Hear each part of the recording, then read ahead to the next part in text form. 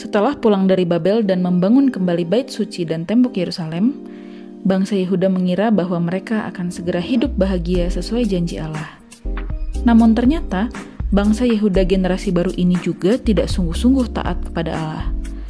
Akan tetapi mereka tidak sadar akan hal itu, sehingga ketika mereka hidup dalam keadaan yang susah, mereka menyalahkan Allah.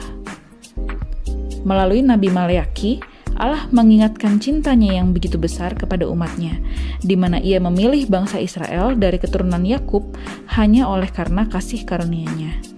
Tetapi sebagai balasannya, bangsa Yehuda malah menghina nama Tuhan. Mendengar itu, bangsa Yehuda membela diri karena merasa sudah beribadah dan mempersembahkan korban. Tetapi Maleaki menyampaikan bahwa mereka melakukannya tidak dengan hormat, sehingga mereka mempersembahkan korban yang cacat dan bukan yang terbaik. Ditambah lagi, para imam yang seharusnya memberi pengajaran malah tidak menjadi contoh. Tuhan juga marah atas perbuatan mereka yang tidak setia pada istri masa muda mereka dan malah menikah dengan perempuan asing yang menyembah berhala.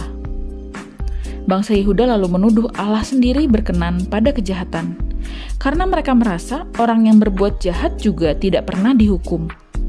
Maleaki menyampaikan bahwa hari Tuhan akan datang, di mana orang yang jahat akan seperti jerami dan terbakar.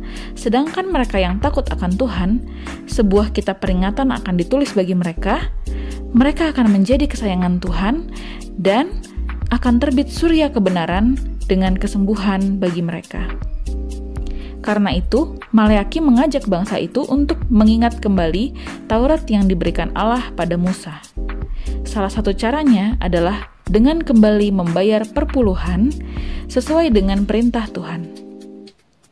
Maleaki juga mengingatkan janji Tuhan mengenai utusan perjanjian yang datang untuk menyucikan umat manusia pasti akan digenapi.